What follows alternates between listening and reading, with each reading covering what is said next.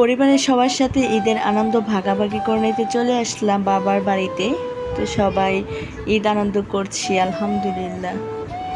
Hello everyone, আসসালামু আলাইকুম, good morning friends and welcome back to my channel. সবাই কেমন আছেন আমার প্রিয় আপু ভাইয়েরা? আশা করছি যে যেখান থেকে বসে আমার ভিডিওটি দেখছেন সবাই অনেক ভালো আছেন, সুস্থ আছেন এবং নিরাপদে আছেন আলহামদুলিল্লাহ। আপনাদের দোয়া ও ভালোবাসায় আল্লাহ তাআলার অশেষ রহমতে আমরাও বেশ ভালো আছি।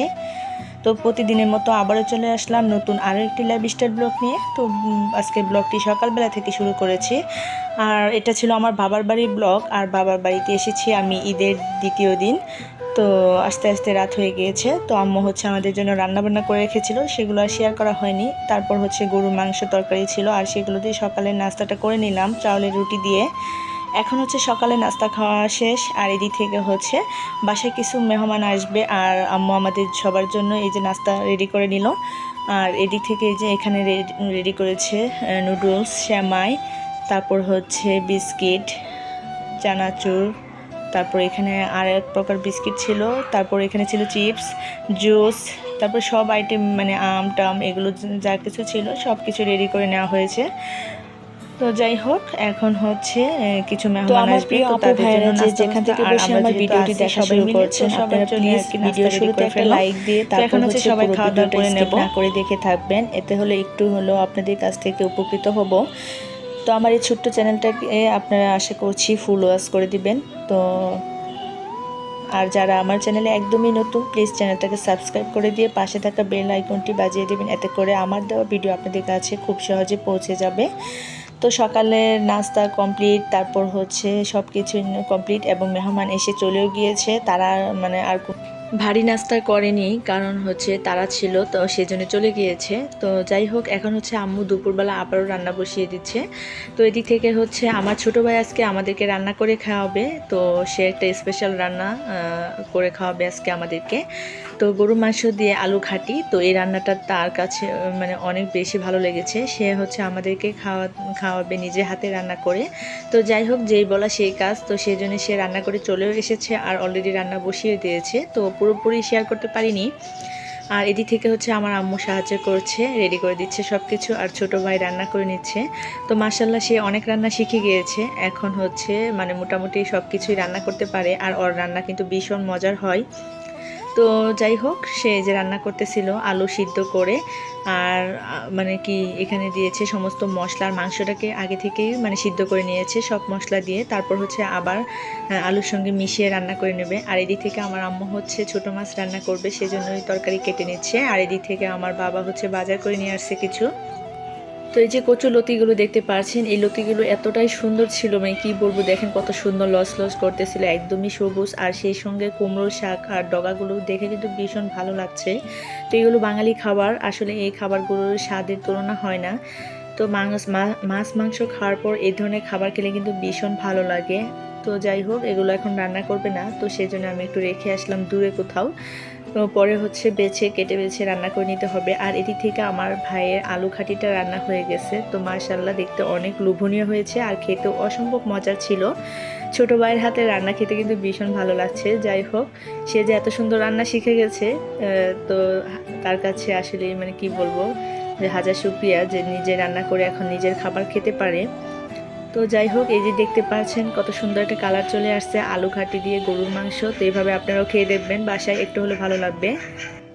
আসলে ছেলেদেরও মানে কিছু জানা থাকা দরকার। তো যাই হোক, রান্নার কাজে একটু হেল্প পাওয়া যায়, তো সেটা মা বা বউ যেই হোক না কেন, তো সব কাজে একটু হেল্প পাওয়া যাবে আর কি।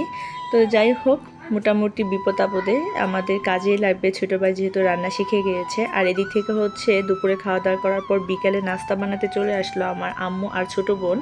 তো তারা হচ্ছে তার মেয়ে জামাইয়ের জন্য এখন পিঠা বানাবে, মানে আমার হাজব্যান্ডের জন্য। তো মাংসের পুরি পিঠাটা আমার হাজব্যান্ড অনেক বেশি পছন্দ করে, সেজন্য মাংস পুর ভরে তো পুরি পিঠা বানিয়ে নিচ্ছে, আর এদিক থেকে আমি একটু ভেজে নিচ্ছিলাম। তো এই পিঠাগুলো মানে ডুবো তেলে ভাজলেও বেশ ভালো লাগে, আবার হালকা তেলেও ভাজা যায়। তো আমি প্রথমে হালকা তেল দিয়ে ভেজে নিচ্ছিলাম, দেখতেছিলাম যে কেমন হয়। পরবর্তীতে আবার ডুবো তেলে ভেজে নিচ্ছি, কারণ ওটা খুব তাড়াতাড়ি হয় আর কি, এভাবে আবার একটু লেট হয়, তো সেজন্য তাড়াহুড়া করতেছিলাম। আর রাতের লাইটটা অনেক দূরে, তো সেজন্য ভালো করে হয়তো বোঝা যাচ্ছে না ক্লিয়ার। তো আমার আম্মু হচ্ছে একদিক থেকে পিঠাগুলো বানিয়ে নিচ্ছে আর আমি একদিক থেকে ভেজে নিচ্ছিলাম, তাড়াহুড়া করতেছিলাম। আর এই যে দেখতে পাচ্ছেন পিঠাগুলো বানিয়ে রাখছি আমি, আমার ছোট বোন, তো সবাই মিলে আর কি পিঠা বানাচ্ছি।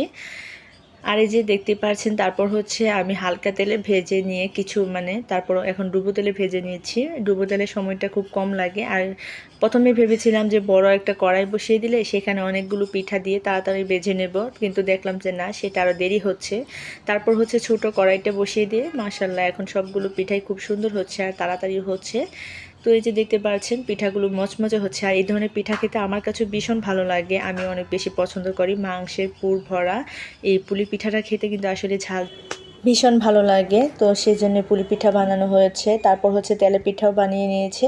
তো একে একে সবগুলো পিঠা বানানো হচ্ছে। আর এদিক থেকে এই যে তো এই পিঠাগুলো প্রথমে ভেজে নিলাম আমার হাজবেন্ডকে দেওয়ার জন্য। তো সে হচ্ছে এখন এই পিঠাগুলো খাবে। আর এই ধরনের ঝাল ঝাল পিঠা আমার হাজবেন্ড অনেক বেশি পছন্দ করে, তাই আর কি পিঠাগুলো আগে বানিয়েছি। তারপর হচ্ছে তেলের পিঠা বানানো হয়েছে, কিন্তু সেটা আর আমার হাজবেন্ড খায়নি, কারণ মিষ্টি খুব কমই পছন্দ করে। আর এই যে এদিক থেকে এই যে দেখতেই পাচ্ছেন তেলের পিঠাগুলো বানানো হচ্ছে, ফুলকো ফুলকো তেলের পিঠা, অনেকে মালপোয়া পিঠা বলেও চিনেন। তো আসলে সবাই এক এক দেশে এক ধরনের ভাষা, তো আমাদের দিকে তেলের পিঠাই বলে, আর মালপোয়া পিঠাও বলা হয় আসলে মাঝে মাঝে। তো যাই হোক, তারপর হচ্ছে এই যে এদিক থেকে হচ্ছে এটা পরের দিন সকালবেলা রাতের করা হয়ে গেছে। পুঠা খাওয়ার পর দেখা গেছে তেমন কোনো আর খাবার খাওয়া হয়নি, যেহেতু পিঠা খেয়েছে, তো সবাই অল্প করে খাওয়া দাওয়া করে ঘুমিয়ে পড়েছিলাম। তারপর হচ্ছে এদিক থেকে সকালবেলা আবার আম্মু রান্না করে নিচ্ছে। তো ঘুম থেকে উঠেই দেখি আম্মু রান্না বসিয়ে দিয়েছে, তো সেই জন্য আর ডিটেলস কোনো কিছু শেয়ার করতে পারিনি। আর এদিক থেকে আম্মু কাঁঠালের বিচি আলু বেগুন দিয়ে এই যে ছোটো মাছের তরকারিটা রান্না করে নিয়েছে। আম্মুর হাতের ছোটো মাছের তরকারি কিন্তু ভীষণ ভালো লাগে। আর এদিক থেকে এই যে ডাল রান্না করে নিয়েছে আর কি, অলরেডি হয়েও গেছে। তো মসুর ডাল পাতলা করে রান্না করে নিয়েছে, যেহেতু সবাই পাতলা ডালটা খেতে পছন্দ করে সেই জন্য আর কি। আমি আবার এত পাতলা ডালও খেতে পারি না। তো যাই হোক, সব মিলিয়ে তো ভালোই লেগেছিল। আর তো আমি আপনাদেরকে একটু সব কিছু শেয়ার করে দেখাচ্ছি। আমার ভিডিওটা যদি আপনাদের কাছে কোথাও কোনো জায়গায় একটু হলেও ভালো লাগে, প্লিজ আপু ভাইরা কমেন্টস করে জানাবেন কিন্তু আমার মিষ্টি বোনেরা।